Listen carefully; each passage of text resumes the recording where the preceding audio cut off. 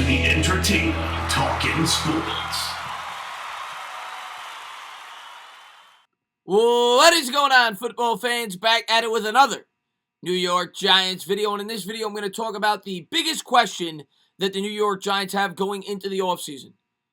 Leonard Williams and Dalvin Tomlinson. Whether you keep both, whether you keep one. And if you do keep one, which one will you keep? And in this video, I'm going to jump into some of the pros for keeping either individual. And in the end, give you guys my opinion of what the New York Giants will ultimately decide to do with both of these two players. Now, I've talked about this extensively going into the year. I actually made a video going into the year, breaking down which of the two players I think the New York Giants will retain and why I didn't think they'd be able to keep both. And on this channel, I try to think with my brain more so than my heart. My heart says, keep this defensive line intact at all costs. Do what you have to do. But you also have to think about the future of this team and which players you may want to retain. The New York Giants, of course, drafted Dexter Lawrence 17th overall. He's a player that more than likely you want to keep here that could very well do what, how much you're going to commit to a defensive line in a 3-4 scheme when you have a lot of players that you may, want to commit elsewhere, right? They also played Blake Martinez a lot of money, who makes $10 million a year, who they may want to extend within a couple of years. The same can be said for James Bradbury, who's making, I think, $17 million a year on average over the next 2 years. And you have a pending free agent in Jabril Peppers, who Dave Gettleman went out there and acquired. The other thing you have to talk about is schematic fit. But before we get more into it, I want to show the poll results that I posted on Twitter and kind of break it down as to what the fans think, or at least people that follow me. It had just over 700 votes when I last checked, 721 votes. 48% of the people that voted on this poll voted to bring that they think, not that they want, this is what they think will happen, will bring both back. 42% voted just Leonard Williams. So 90% of the people, approximately, maybe 89 if you round down, think that Leonard Williams will be back with the New York Giants. Well, 11% voted just Dalvin. So 11% plus the 48%, about 58 to 59% of the voters thought that Dalvin Tomlinson would be back. And we're going to jump into some of the pros and cons with both. The obvious pro, we'll start with Dalvin Tomlinson, that Dalvin Tomlinson brings to the table, at least for fans. He's a homegrown talent, and generally fans like to stick with the homegrown talent. They've fallen in love with him. He's played very well for the Giants. The other thing you would assume is leadership. Dalvin Tomlin this year, for the first time, was voted one of the team captains. There were only 6 team captains. Jabril Peppers was one of the others on the defensive side of the football, along with, I think, Martinez and Dalvin Tomlinson. So he's one of the leaders on this football team. There was also word that came out that teams were looking to acquire Dalvin Tomlinson this year, and the New York Giants did not bite. Now, what some people will say is, well, if you're going to let go of Dalvin Tomlinson, why didn't you trade him in the first place? First thing I'll say is we don't know what the asking price was, right? The New York Giants were in the middle of a playoff race, and if they only got offered a 4th or 5th round pick, well, the Giants might have said, that's not really worth it. We still have the opportunity to keep him here long term, but in the end, if they let him go, it's still possible they could get a compensation pick for him, depending on what they do in free agency. But it depends on what they were offered. If they were offered a 3rd round pick and they're not keeping him, yeah, you could certainly argue that maybe they should have traded him. But my guess would be, more than likely, you're not going to get a 3rd round pick for a nose tackle. And that's nothing against Dalvin Tomlinson. Dalvin Tomlinson is great at what he does. He graded out, I think, over 80 this year. He's great against the run. He had 3 sacks. He's been one of our most consistent players on the defense over the last 3 years. But not every team is looking for a nose tackle. It's a matter of whether or not he fits what you're looking to do as a defense. But he's a very good player, and make no mistake about it, I would love to keep both if I could. But if I had to pick one, I would say his leadership. He's a captain. He's a guy that's respected in the locker room. He's a homegrown talent, and he's a guy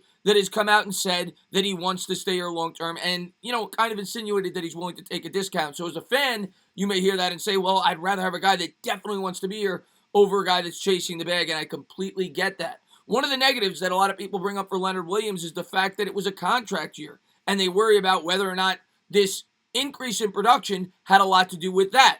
He's trying to get his money. He went out there. He performed at an alarming rate. He had 11.5 sacks this year. His previous career high was 7.5, in which he made the Pro Bowl with the New York Jets, I think in his 1st or 2nd season in the league. And this year, he went out there, had 11.5 sacks, played at a near all-pro level. When you look at the numbers, they almost stack up with the guy who won Defensive Player of the Year in Aaron Donald. I think they had like the same amount of quarterback hits, the same amount of pressures. He was 2 sacks off. Now, what some of the detractors will say is Leonard Williams both, kind of paired those sacks up against bad teams. But at the end of the day, 11.5 sacks for a guy that plays on the defensive line in a 3-4 is damn impressive. Now, what some will say is he benefited due to the fact of the strength on that defensive line, which is fair, but I could also say the same thing for Dalvin Tomlinson and Dexter Lawrence.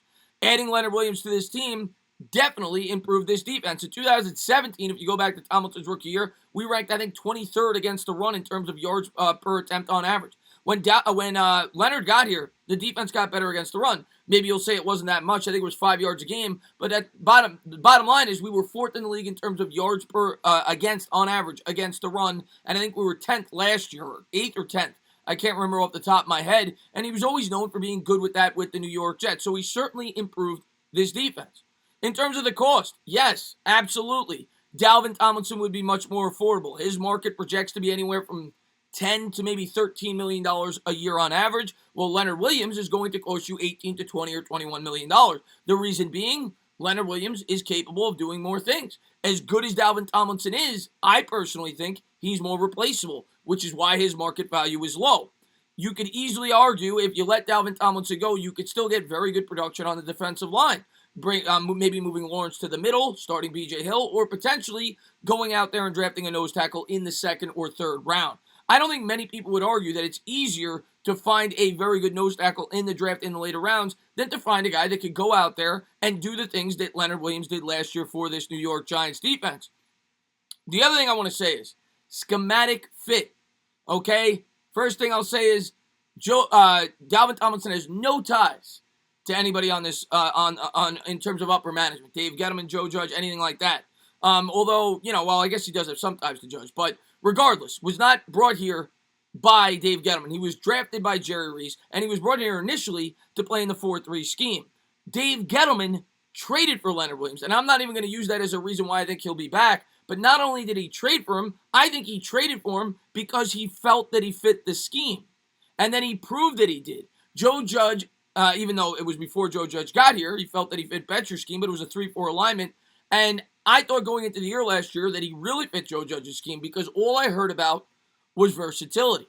And there's nobody more versatile on that line than Leonard Williams. Dalvin Tomlinson is great and great at what he does, but he's not a guy that you can line up on the outside. Leonard Williams is capable of playing both on the inside and the outside in a 3-4 or 4-3 alignment. He's a guy that can do a lot of things for you defensively on that defensive line, and in my opinion, is very tough to replace. So in the end, if you asked me, who's more likely to be back? Well, I agree with you guys. I agree with the 90% of you, or near 90% of you, that Leonard Williams will more than likely be back with the New York Giants. And if they were to only keep one, I think that they're unfortunately going to let Dalvin Tomlinson walk because, quite frankly, he's more replaceable.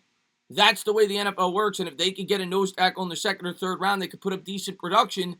That may be the route that they take. You pay them pennies on the dollar, and you invest that money somewhere else on this roster in the future, or potentially bring in a wide receiver to help your quarterback out. Like I said, you got Jabril Peppers coming up on a contract. You've got Martinez and Bradbury due for potential extensions. Dexter Lawrence due for a potential extension. And Dexter Lawrence is more than capable of being the man in the middle.